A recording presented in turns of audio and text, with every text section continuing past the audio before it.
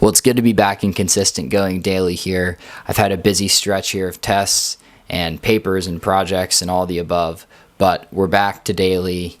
It's going to be in the mornings coming soon. This one's coming out at night. So thank you for tuning along. But we had a great weekend of NFL action. It's the chaos of early season football, and there are surprises, there are upsets, all the above. Great games. So let's get into it, and I'm going to just rank the top 10 teams. I'll throw in a few people that I left out afterwards. And yeah, generally my top 10 is changing, but I'm doing my best to take not only what I've seen from these teams, but given the sample size, what I think the ceilings maybe of these teams are, and try to kind of implement that all together. So we'll start at number 10. I'm throwing the Seahawks in here at 10.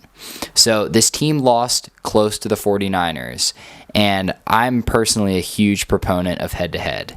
Head-to-head is very important to me. This team lost to the 49ers, who I didn't throw in here. But right now the issue is the 49ers were healthy then. It was week 1. And now they're just struggling with injuries. With Bosa, Purdy's now hurt. Mac Jones has looked solid, but it's Mac Jones at the end of the day. And then also George Kittle and Ricky Pearsall are also hurt. And of course, yeah, Bosa went down for the season-ending injury. Ayuk is hopefully coming back mid-season. But this team is about to take on, well, the 49ers at least are about to take on the Rams and Bucs, who I think will be 2 losses. And this Seahawks team is looking better. This Seahawks are playing well, and Sam Darnold looks eerily similar to his form last year. And it's crazy to think that Sam Darnold was held back by New York football and the Jets, and he's now led the NFL in passer rating for the past 2 seasons. So last year to this year to where we are in points, well, at least to this amount of games. He's number 1 in yards per pass, and that's the big thing here with Seattle.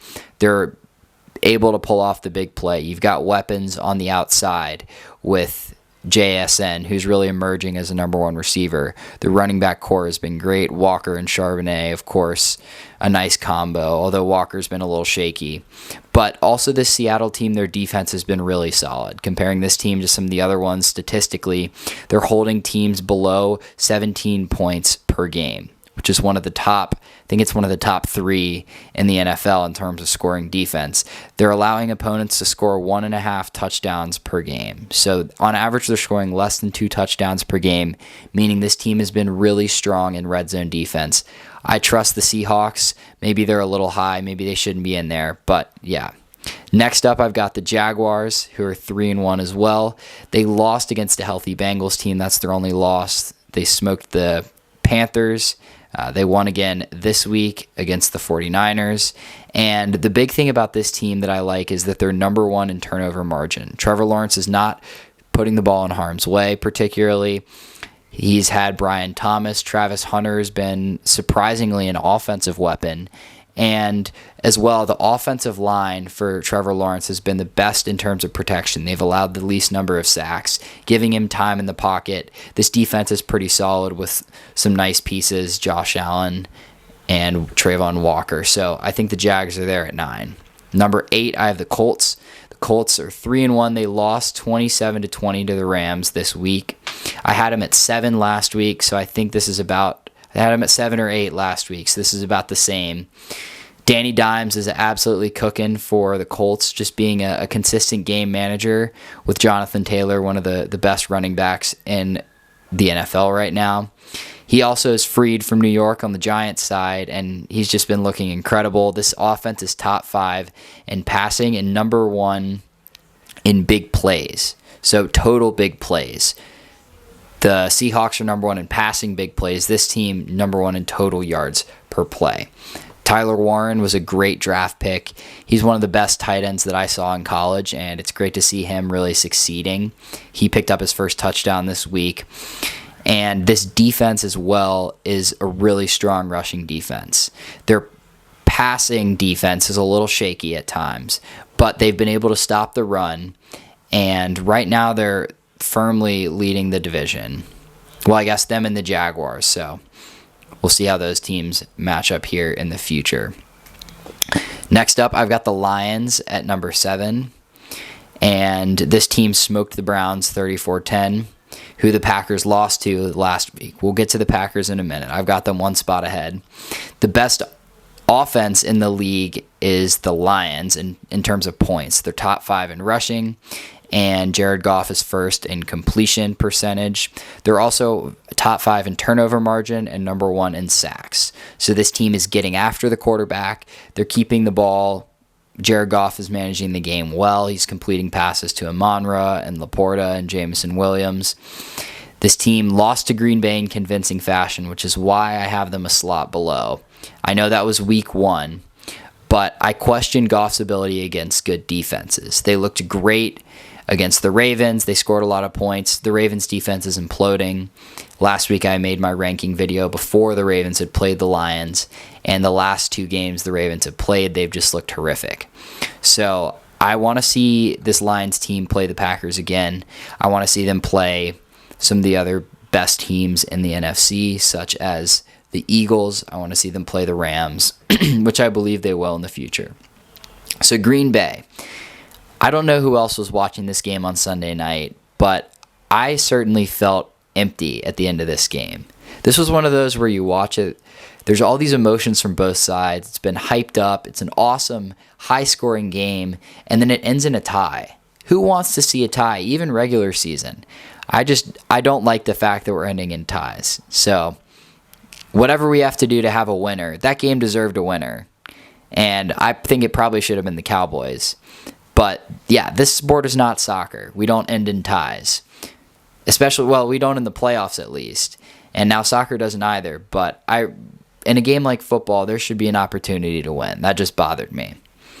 And additionally, the Packers here sitting at 6, 2-1-1. Of course, they tied to the Cowboys, and they lost to the Browns the week before in a close game.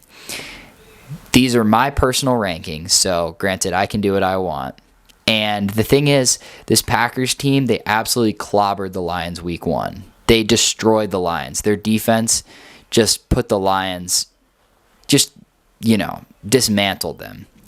And so with the head-to-head here, I've got to have them one spot ahead. I know the transitive property says the Lions are better since they beat the Browns, but throw that aside. The Packers are the youngest roster in the NFL, and with the average age of less than 25, you're going to mess up on the road.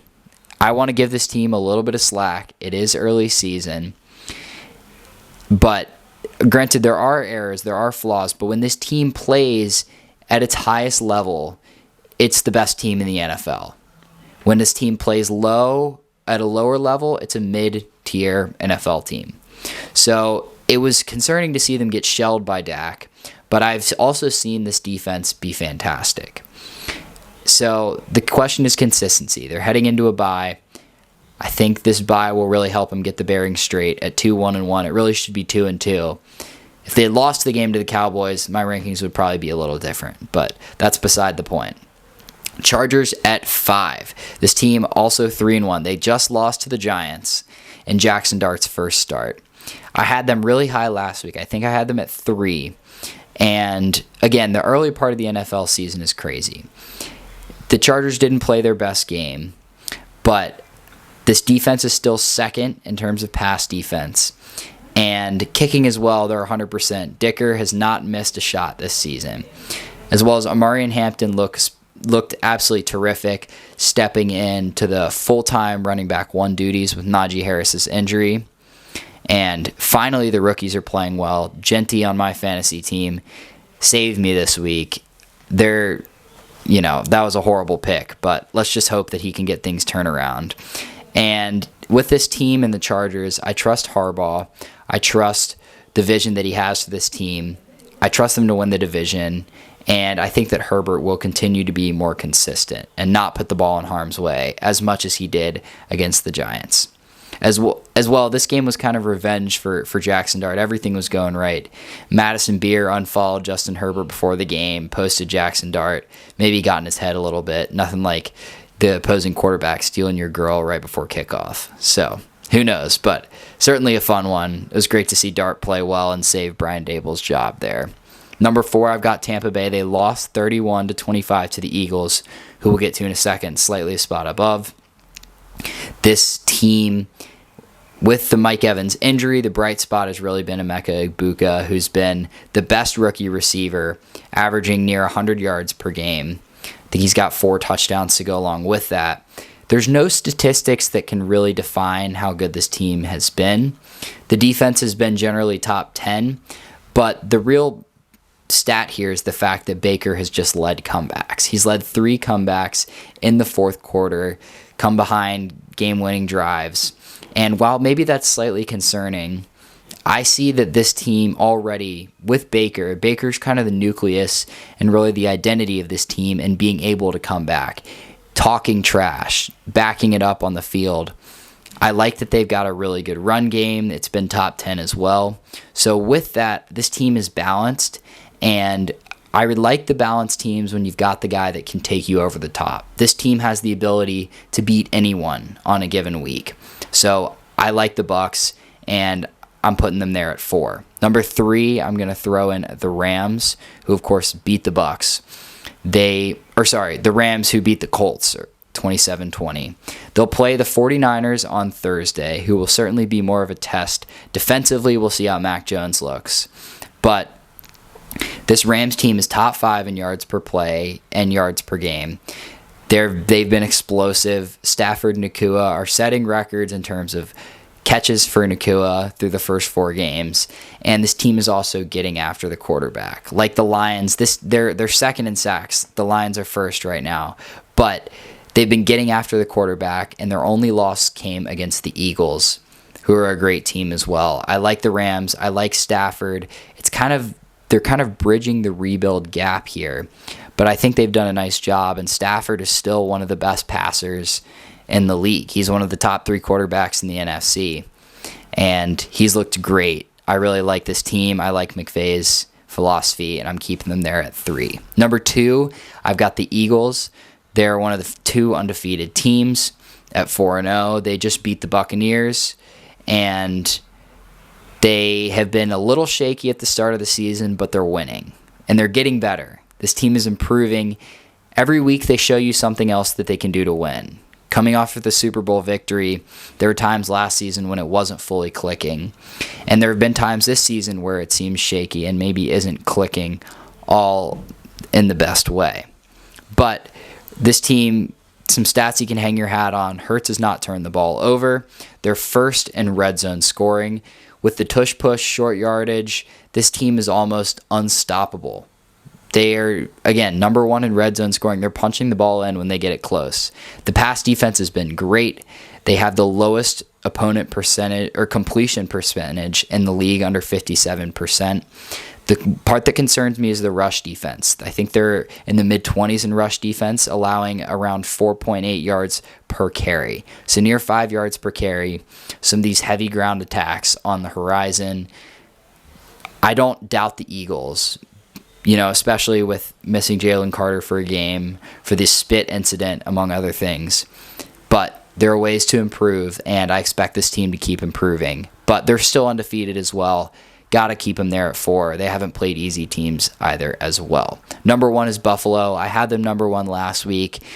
I want to continue that. I think they're more complete than the Eagles, and they beat the Saints pretty handily, 35-19. Not a whole lot to really take away from that victory. They'll play the Patriots next, which also won't be much of a test. The division is them, the Patriots, the Dolphins, and the Jets, which is just an awful division. It's a lot of wins, and I wonder how this team is going to look when they really get tested.